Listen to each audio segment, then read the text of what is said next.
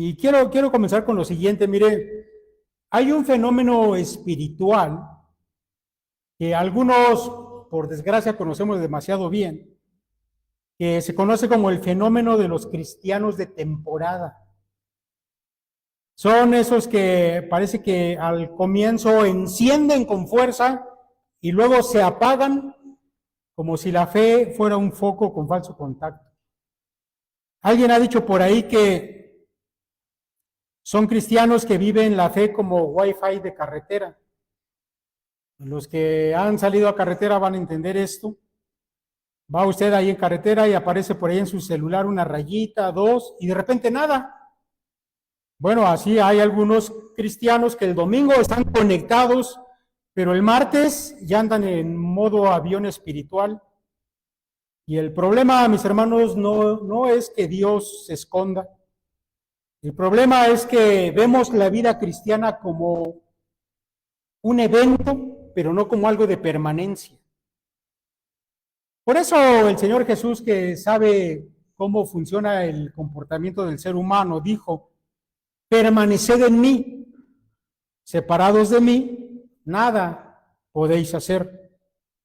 Y hoy, mis hermanos, vamos a enfocarnos en este asunto. Mire, ser consistente en la vida cristiana no tiene que ver con un arranque emocional, con un estado de ánimo, sino con una conexión real.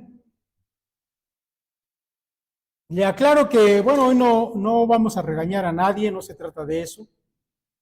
En lugar de eso, mis hermanos, quiero que ustedes aprendan cómo construir hábitos de gracia que sostengan esa conexión de la que estamos hablando. Hoy vamos a ver tres pilares para una vida piadosa continua. Ahora, para que nos entendamos, déjeme decirle qué es una vida piadosa o qué es vivir piadosamente. Esa palabra, mis hermanos, tiene que ver con una relación correcta con Dios, donde de manera activa nosotros buscamos agradar a Dios y tener esa comunión correcta con Él.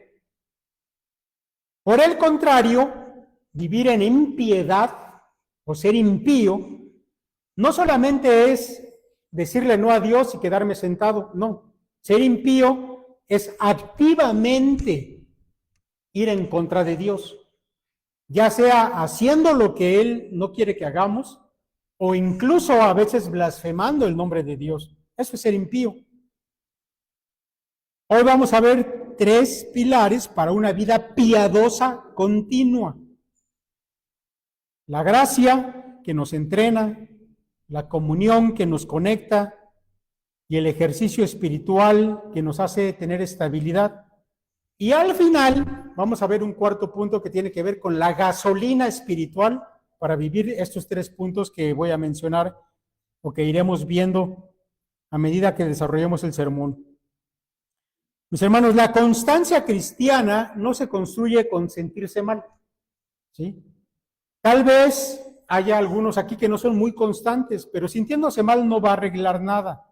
Tenemos, mis hermanos, que formar hábitos de gracia que nos permitan estar conectados a Cristo siempre. De eso se va a tratar la predicación de hoy. Vamos a ver el primer asunto, el primer pilar, que tiene que ver con la gracia. Y podemos decir que a este primer punto, que la gracia no solo perdona, sino que entrena. Y vamos a ir al pasaje de Tito, capítulo 2, los versos 11 y 12. Al final vamos a ver los versos 13 y 14, pero ahorita vamos con estos dos primero. Si quiere tener su Biblia abierta, hágalo. A veces nos ayuda más a recordar el texto, verlo, no solamente escucharlo. Tito 2, yo se lo voy a leer en voz alta. Ahí el apóstol Pablo dice: porque la gracia de Dios se ha manifestado para salvación a todos los hombres, enseñándonos que, renunciado a la impiedad y a los deseos mundanos, vivamos en este siglo sobria, justa y piadosamente. Lo primero, mis hermanos, que Pablo dice es que la gracia se manifestó, es decir, apareció en la historia a través de la persona de Cristo. Pero a continuación, Pablo agrega algo crucial para lo que queremos aprender el día de hoy, que la gracia no solo salva, la gracia enseña. ¿Ya lo vio? La gracia enseña. Ahora, quiero compartir con usted una ilustración que nos va a ayudar a entender esto. Mire, en una ocasión, la Asociación Bancaria de Estados Unidos entrenó a sus cajeros para detectar billetes falsos con un método un poco raro. Mire, durante 2 semanas no les mostraron ni un solo billete falso. Nada de aprender a reconocer la marca de agua o a ver cuáles eran los trucos de los falsificadores. No, hicieron otra cosa.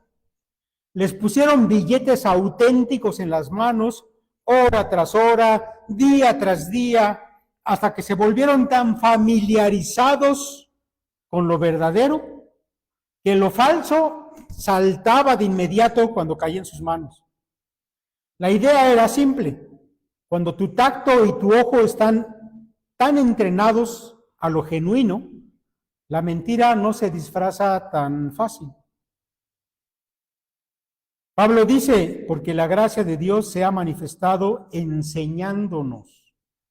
Mis hermanos, la gracia no solamente es un asunto de borrón y cuenta nueva para salvación, que gracias a Dios que así es, pero la gracia, mis hermanos, también es escuela, es gimnasio, como lo vamos a ver, es reeducar nuestras almas. No solamente la gracia te saca del tribunal con la declaración de que eres inocente, después de eso te mete al gimnasio, te mete al taller, porque no solamente te perdona, te entrena. Ahora, yo sé que hay muchos cristianos que cuando hablamos de gracia, inmediatamente lo ligan con, ya estoy indultado, Dios ya dijo que soy inocente. Pero Pablo ahora también nos presenta la gracia como maestra, y eso es importante. Porque la gracia te acostumbra a lo verdadero, es decir, a Cristo, a su palabra, a su carácter, de tal manera que con el tiempo la impiedad y los deseos mundanos te van a parecer billetes falsos. Algo que antes comprabas sin pensar, ahora inmediatamente vas a oler la tinta falsa. Mis hermanos, la gracia no solamente nos salva del infierno, nos reentrena para vivir en esta tierra, o en este siglo, como le llama Pablo.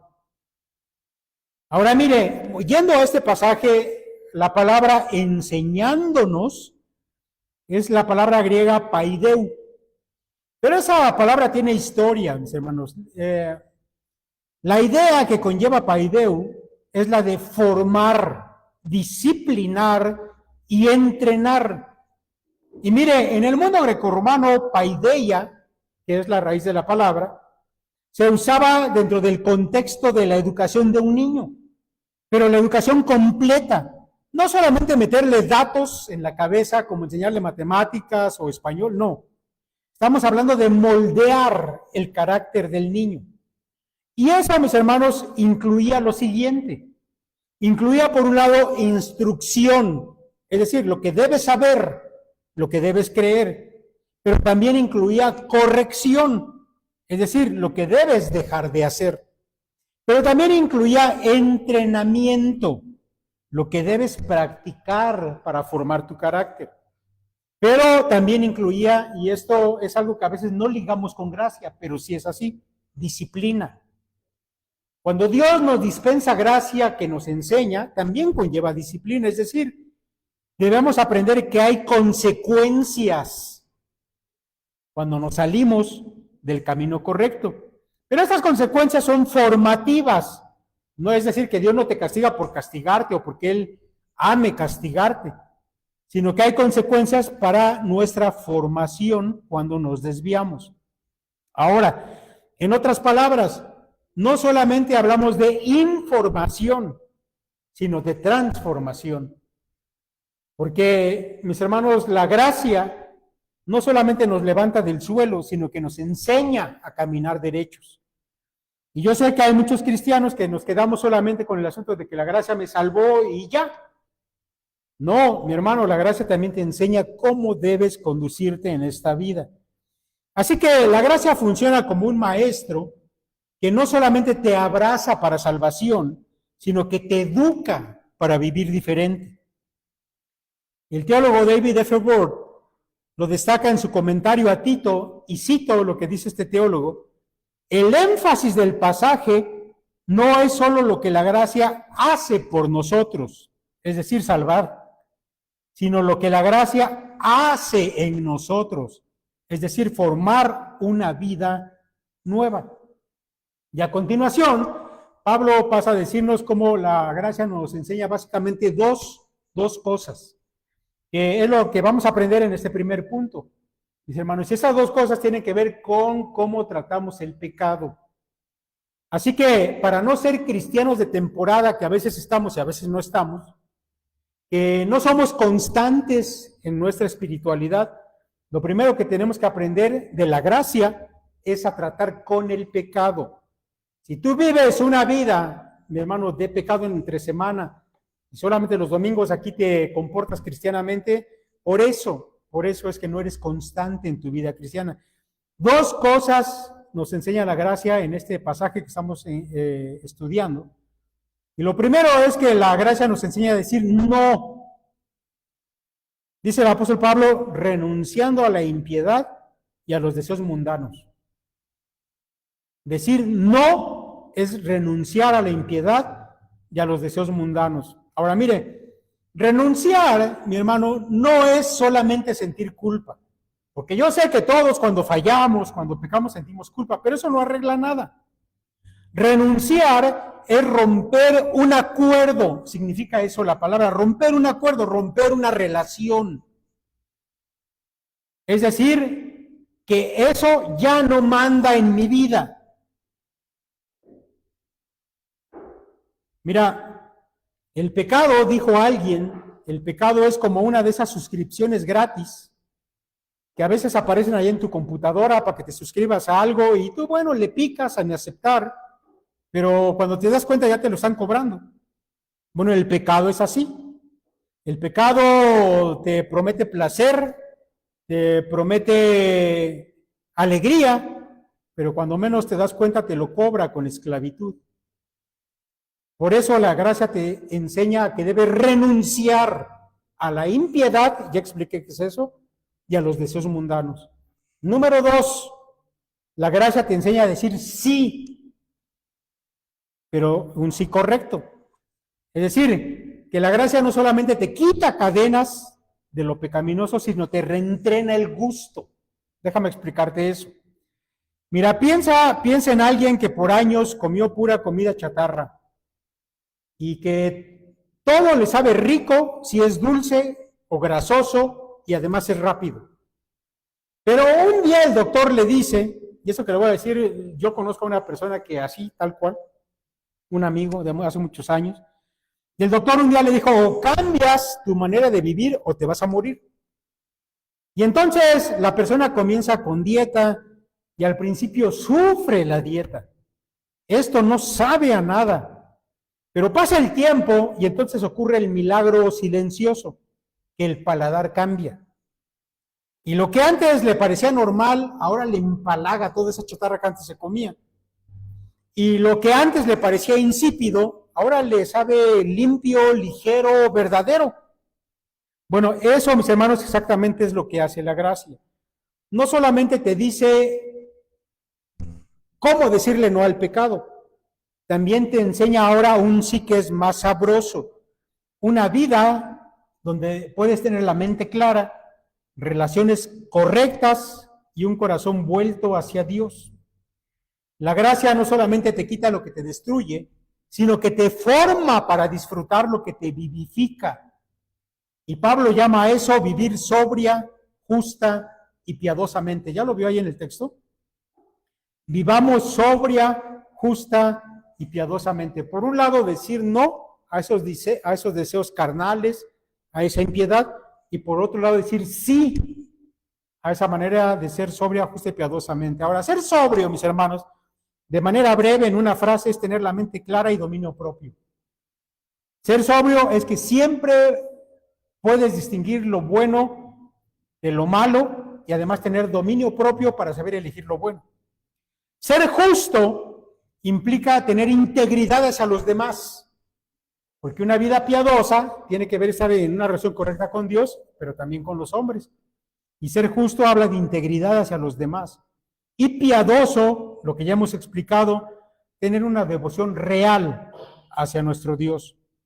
Así que Dios no solo quiere que dejes un pecado, quiere que construyas un carácter. Y ahí es donde está la clave, y ahí es, mis hermanos, donde está el secreto para una vida que trata correctamente con lo malo y con lo bueno. Mira, cuando quitamos algo malo de nuestra vida, no debes dejar ese hueco vacío, ¿sí? En su lugar tienes que llenarlo con algo bueno, porque si no el pecado va a volver a llenar el hueco con otro hábito malo. El pecado te vende gratis, pero te cobra caro. En cambio, la gracia a veces parece difícil, pero te va a devolver la vida si tú estás en una situación así.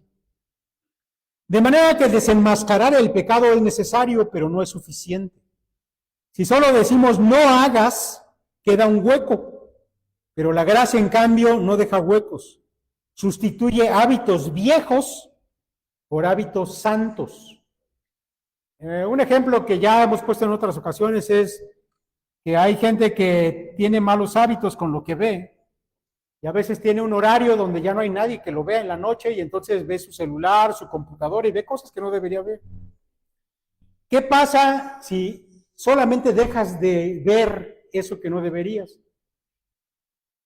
Pues que en algún momento te va a volver la tentación porque ese tiempo lo tienes libre.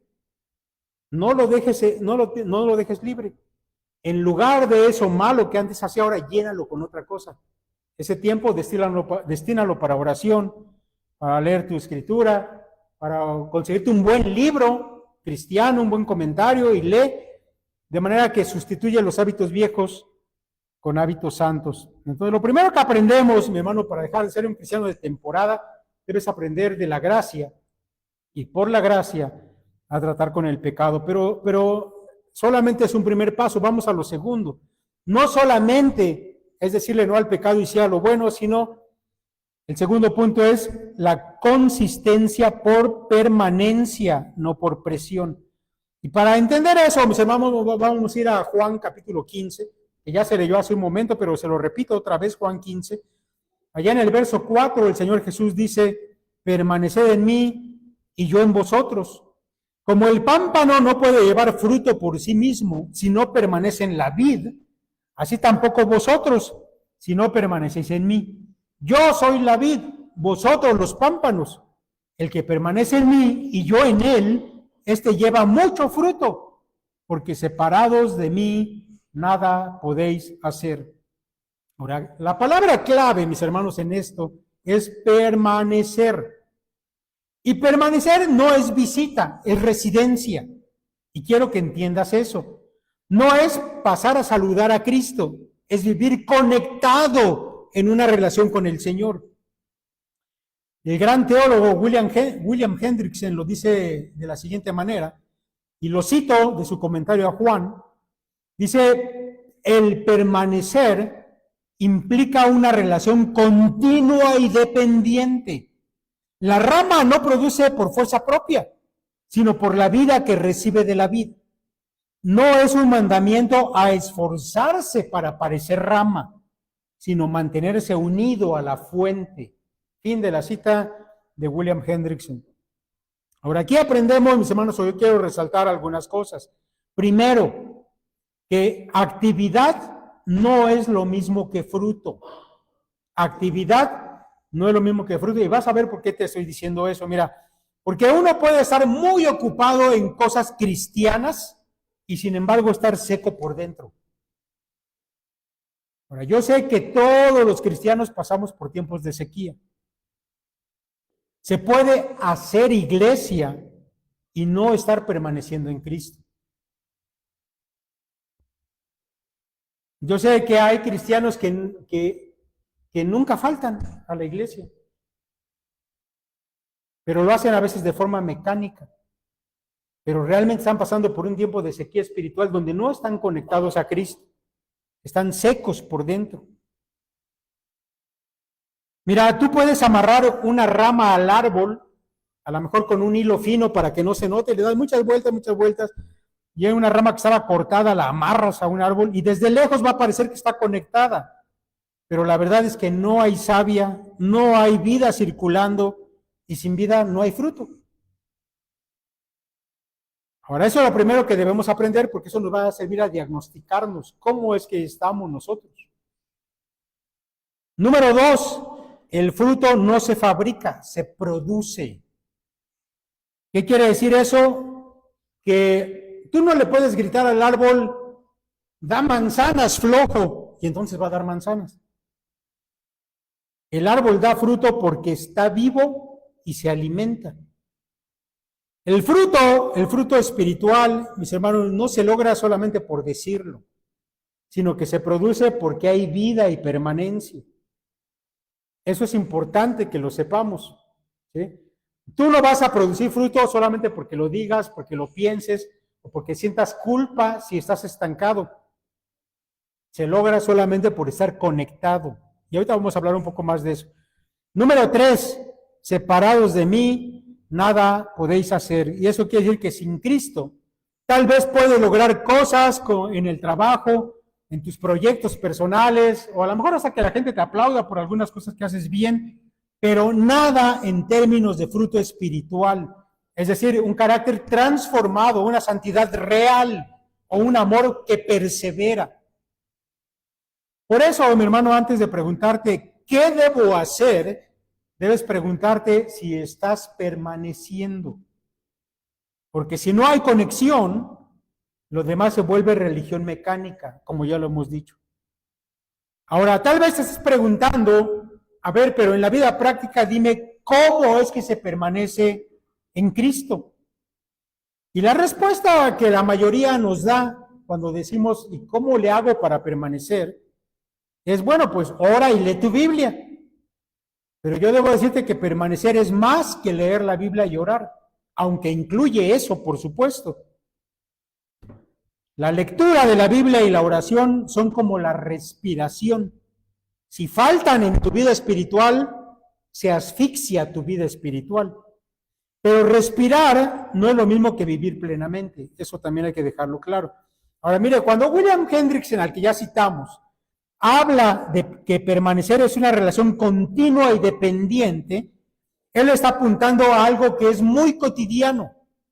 Es decir, que la rama no visita la vid, vive pegada a ella. No es un momento devocional. Ahora, quiero que esto lo grabes en tu mente. No es un momento devocional que cubre la cuota del día. ¿Sí? A lo mejor dices, bueno, ya leí mi Biblia y ya oré, ya fue mi cuota de este día. Aquí estamos hablando de una dependencia sostenida, es decir, de recibir vida, dirección y fuerza de Cristo durante todo el día.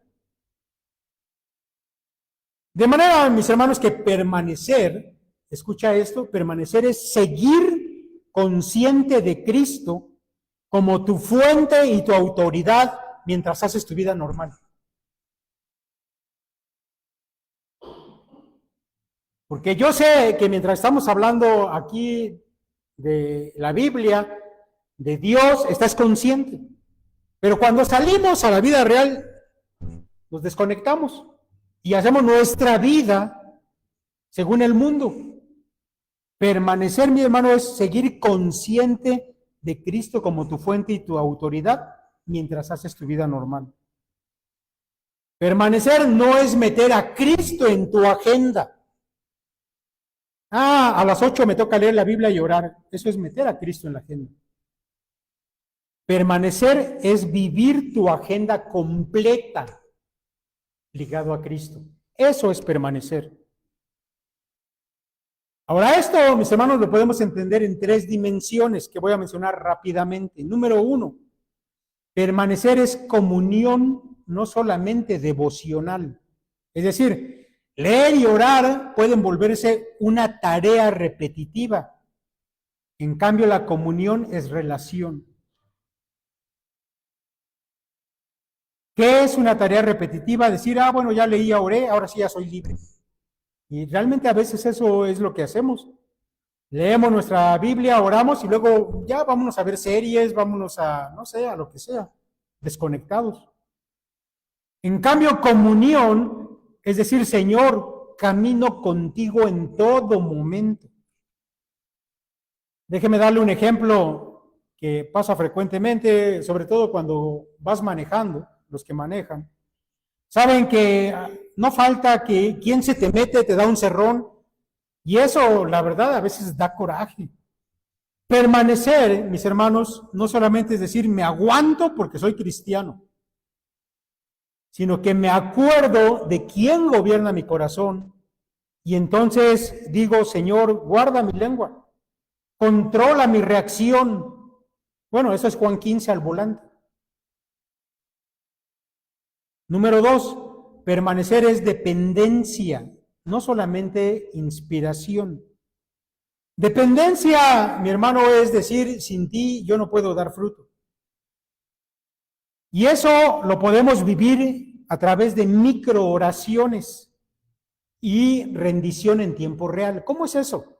Mira, a lo mejor hoy vas a tener una entrevista o te vas a encontrar con alguien con quien tienes dificultad para relacionarte con esa persona, porque siempre que hablas con ella te peleas. Entonces dices, Señor, dame mansedumbre para hablar con esta persona. A lo mejor tienes que tomar una decisión importante y entonces vas y dices, Señor, dame sabiduría para elegir lo correcto.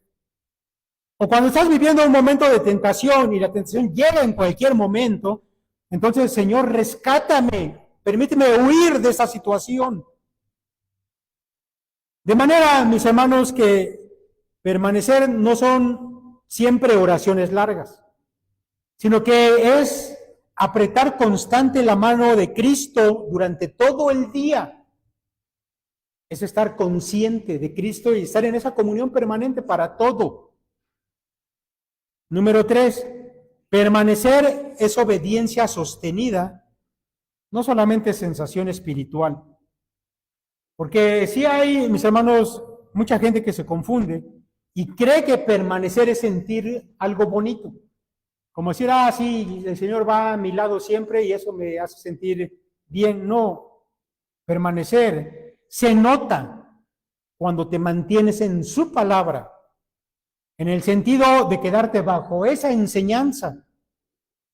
Y entonces eliges obedecer, aunque de momento tal vez no te guste. Por ejemplo, lo que ya decíamos, nadie te ve en el celular a medianoche, pero permanecer es cortar lo que te contamina, porque tú sabes que la palabra te prohíbe contaminarte porque tú eres santo. En el trabajo tal vez pudieras ahí maquillar algún dato, pues para que tu trabajo quede bien, pero permanecer es integridad, porque tú sabes que la palabra no te permite ser un mentiroso o un tramposo.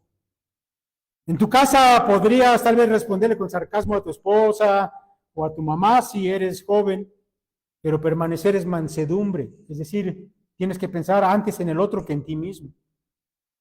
De manera que la rama permanece y por eso hay fruto. Y el fruto, mi hermano, es carácter, no solamente actividades, es formación del carácter. Y todo lo que acabo de mencionar es lo que nos va a ayudar a ir formando un carácter diferente.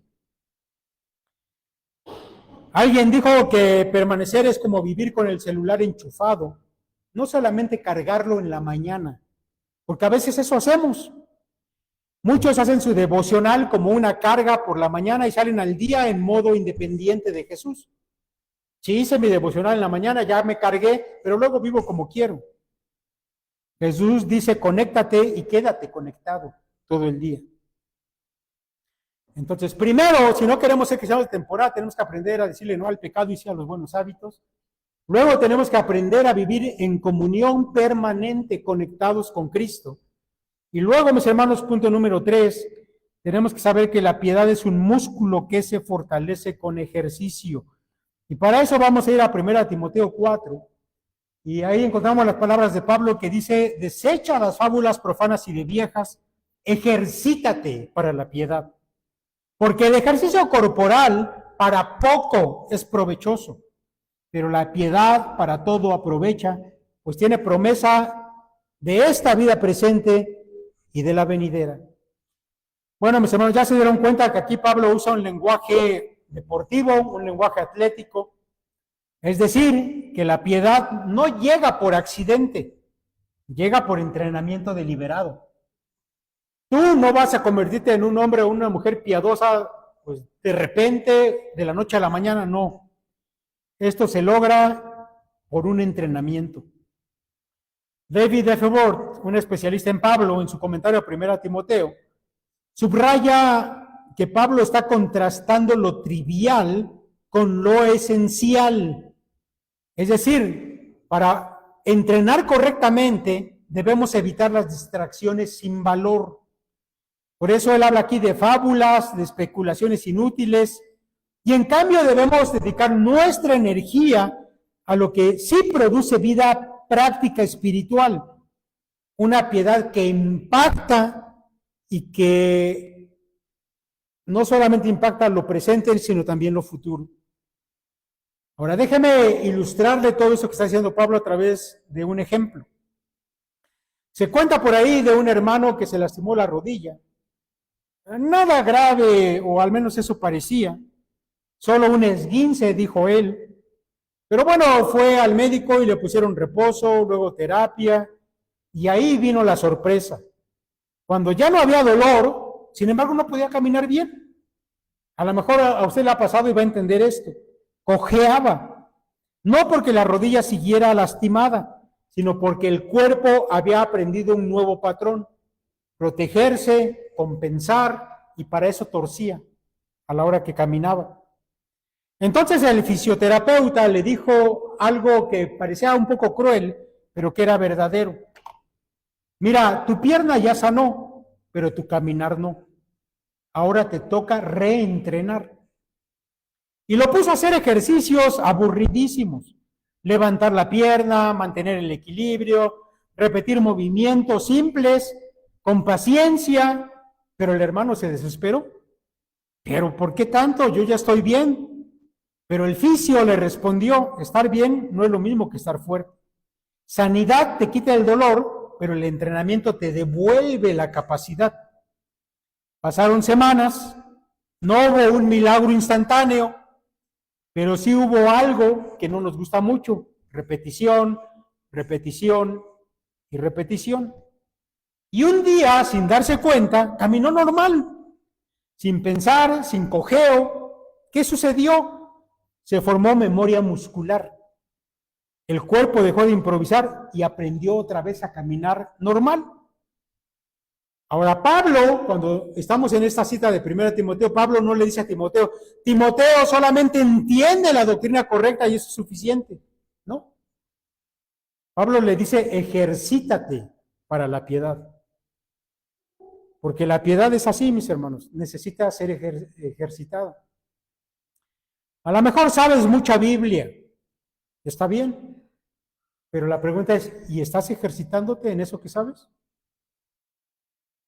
La piedad no es un arranque de emoción, no es una racha donde te sientes como superhéroe y vives por ratitos como cristiano y luego ya no.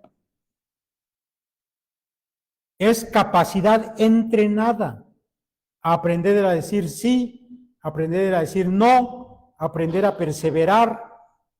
Y por eso Pablo comienza diciendo, desecha las fábulas. No porque fuera necesariamente mortal para Timoteo las fábulas, sino porque son ejercicios inútiles, son distractores, te cansan, te entretienen, pero no te fortalecen. Así que identifica, mi hermano, en tu vida, ¿qué te distrae de estar ocupado en tu entrenamiento de la piedad? Ahora quiero, mi hermano, remarcar dos cosas rápidamente para no caer en confusiones. Número uno, la disciplina no contradice a la gracia, la complementa.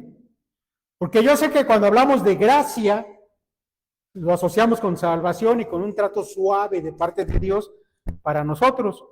Y a veces no pensamos en disciplina. Pero déjame decirte que disciplina sin gracia solamente es legalismo. Puedes ser muy disciplinado y si no tienes gracia solamente va a ser un criticón. Pero la gracia sin disciplina es un caos en tu vida espiritual. Ahora, analízate a ti mismo y dime, ya tienes gracia porque el Señor te rescató, pero ¿tienes disciplina en tu vida espiritual? Bueno, a lo mejor tu vida espiritual es un verdadero caos. Mis hermanos, no entrenamos para que Dios nos ame, porque ya nos ama, y precisamente por eso es que entrenamos. Y número 2, le dije 2 cosas para no entrar en confusión. Número 2, lo pequeño constante vence a lo grande esporádico. Ese es un principio y grábatelo. Lo pequeño constante vence a lo grande esporádico. El ejercicio funciona por repetición y la piedad también. Muchos quieren sanidad instantánea del carácter, pero Dios suele trabajar por entrenamiento constante. Yo he escuchado a mucha gente que dice, yo quisiera cambiar este carácter que tengo. Ojalá Dios en algún momento me transformara y fuera otra persona. Mi hermano, tienes que saber que eso no va a pasar. En cambio, tienes que trabajar de manera constante para que tu carácter cambie. Ahora, ¿por qué mucha gente fracasa en moldear su carácter? Porque piensan que la manera de hacerlo es hacer planes heroicos. Por ejemplo, decir desde mañana 3 horas de oración, ayuno diario y leer Apocalipsis con texto griego en mano. Hermano, eso no te va a durar ni un día. La Biblia no empuja al show, sino a la constancia. Entonces recuerda eso. Más vale pequeños pasos constantes que hacerte un gran plan que no va a funcionar. Entonces tenemos tres puntos, 3 pilares: saber tratar con el pecado, estar conectados con Cristo y ejercitar lo que ya sabemos. ¿Sí? Pasos pequeños, pero constantes. Y vamos al cuarto al cuarto punto, que dijimos que era lo que impulsa todo lo anterior. Y para eso vamos a regresar a Tito, ahí en el capítulo 2, les dije que íbamos a terminar con ese mismo pasaje de Tito, pero ahora los versos 13 y 14. Y ahí Pablo dice, aguardando la esperanza bienaventurada y la manifestación gloriosa de nuestro gran Dios y Salvador Jesucristo, quien se dio a sí mismo por nosotros para redimirnos de toda iniquidad y purificar para sí un pueblo propio, celoso de buenas obras. Y eso, mis hermanos, como lo dije, es la gasolina que nos va a ayudar a llevar a cabo todo lo que hemos mencionado antes. Esperanza, dice Pablo, quiere decir Cristo viene. Identidad, somos pueblo suyo. Y propósito, las buenas obras como fruto. El teólogo que hemos venido mencionando, F. Ward, que es un experto en Pablo, dice que la ética cristiana en Tito no se sostiene por pura presión moral. Es decir, que Tito no vivía su vida cristiana práctica porque le estuvieran presionando, sino por una esperanza cristológica, dice Ward. Mirar hacia la venida de Cristo produce sobriedad y perseverancia. De manera, mis hermanos, que la santidad no se alimenta del miedo. Tú no vas a ser santo por miedo al qué dirán, por miedo a que alguien te critique o te regañe, sino que vas a ser santo cuando hay amor y esperanza en tu vida. Y eso es lo que Pablo está explicando aquí. Pero mire, para que quede claro, déjeme darle un ejemplo de esto que está diciendo Pablo aquí en Tito 2, 13 y 14. Mire, en una carrera larga tipo maratón, y yo sé que hay algunos que les gusta hacer ejercicio y que incluso han corrido maratones, bueno, hay un momento traicionero, y no es al inicio ni al final de la carrera, sino es justo en medio. Cuando las piernas ya comienzan a pesar, entonces la mente como que quiere negociar con tu cuerpo, y comienza a tu cerebro a decir, oye, bájale tantito, ¿por qué no caminas aquí un trecho? Pues nadie se va a dar cuenta. Bueno, en una de esas carreras, un corredor novato iba ya roto por el esfuerzo, pero resulta que allá en la esquina estaba parada su familia, y ellos no le dijeron, oye, corre o te vamos a castigar, no. Le dijeron 2 cosas simples. ya casi llegas. Y el niño pequeñito que estaba allí dijo, ese es mi papá. Ahora ese, ya casi llegas, es esperanza. Y ese es mi papá, es identidad. Y entonces algo cambió. No es que hubo fuerzas nuevas para sus músculos, pero hubo una fuerza nueva para el corazón. Y los que han hecho ejercicio saben que eso es importante.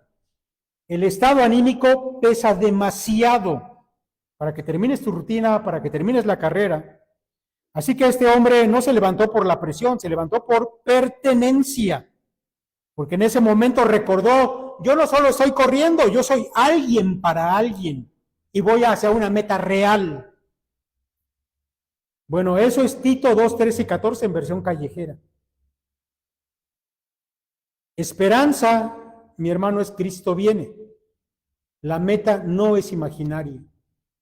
Cuando estamos hablando de vivir una vida piadosa constante, no a veces estar conectados y a veces no, tienes que recordar que Cristo viene, ya está a la vuelta.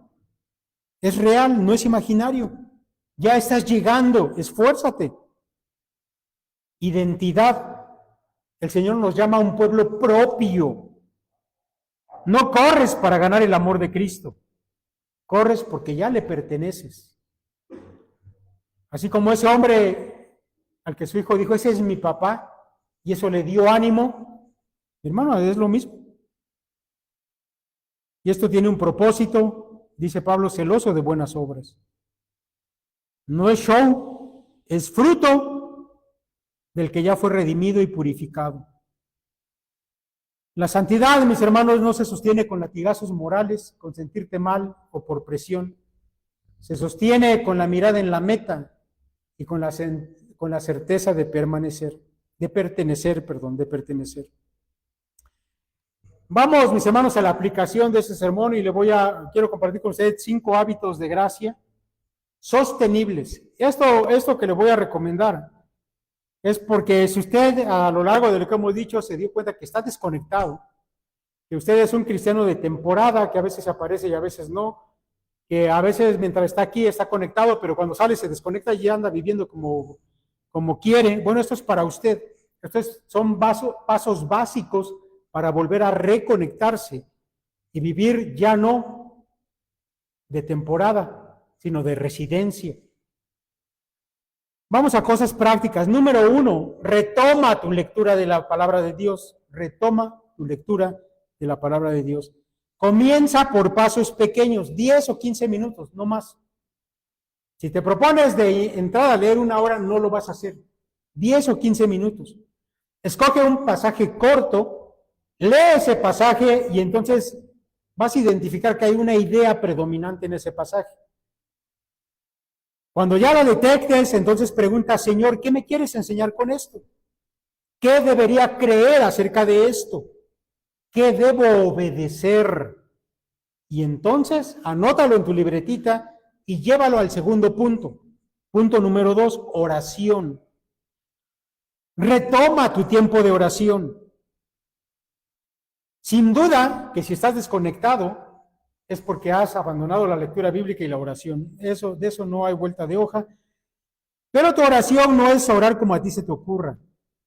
Procura que tu oración incluya adoración, es decir, reconocimiento de Dios, confesión de tu pecado, gratitud a Dios y al final súplica.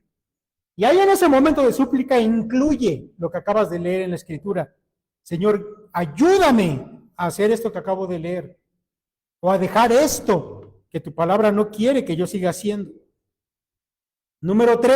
Paso número 3, ten una comunión intencional. Es decir, busca un hermano con quien tú puedas ser honesto, con quien puedas hablar de tu debilidad, de tu necesidad espiritual, porque la santidad aislada, escucha esto, normalmente es una ilusión. Si tú piensas que puedes vivir una vida santa solo, estás equivocado, eso no pasa. Y además, el pecado siempre busca la soledad.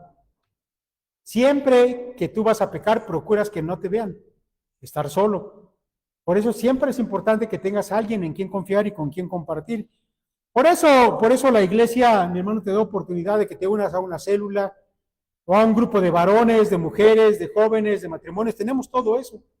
Y allí vas a encontrar a alguien con quien compartir, con quien orar. Es importante que lo hagas de manera a propósito, ¿sí? Tener comunión no ocurre solo, tienes que buscarlo, hazlo. Número 4, arrepentimiento rápido, es decir, no negocies con el pecado, córtalo inmediatamente.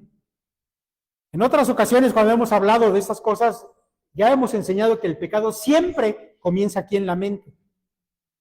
El pecado entra en tu cabeza y entonces los pensamientos, si tú los mantienes allí, les das vuelta, te empieza a provocar atracción y después ya empiezas a pensar cómo vas a realizar ese acto que ya sabes que es malo, pero ya le diste entrada. Aquí la idea es no negocies con el pecado, córtalo, no le des vueltas en tu cabeza y de inmediato ve y confiésalo al Señor, renuncia a llevarlo a cabo y luego reemplázalo por un hábito bueno. Número 5, sirve de manera concreta por lo menos una vez a la semana. Ahora escucha esto, la piedad que no se encarna se vuelve teoría orgullosa. Ese principio, mi hermano, es maravilloso, apúntalo si quieres y luego déjalo ahí en tu refrigerador, en tu escritorio. La piedad que no se encarna se vuelve teoría orgullosa. Sí puedes saber mucho, pero si a eso no lo encarnas en la vida práctica, solamente vas a tener un conocimiento que te va a hacer alguien orgulloso, alguien legalista, pero no está haciendo que tu carácter se moldee. Tienes que encarnar la piedad y eso solamente lo vas a hacer siendo útil para alguien más. Así que proponte durante la semana ayudar a alguien. Llama a algún hermano. Visita a alguien que necesita ser visitado. Ora con otro o por otro. Yo sé que siempre hay excusas. A lo mejor vas a decir es que no tengo tiempo para visitar. Llámale. Bueno, a lo mejor hoy no le ora por él. Haz algo bueno por alguien o háblale a alguien del evangelio. Pero sé útil. Si no encarnas la piedad, solamente eres un orgulloso sabiondo, pero no estás viviendo realmente la vida cristiana. Entonces, mi hermano, recuerda, menos promesas grandes, más pasos pequeños con Cristo. Terminamos, mis hermanos. Si Cristo no te llamó a ser cristiano de temporada, realmente Él te llamó a permanecer, a ser entrenado por gracia y a vivir una piedad sostenible. Mi hermano, no olvides eso. Si tú estás lejos de Cristo, aun cuando vengas todos los domingos a la iglesia, si te has alejado, regresa a tu Señor.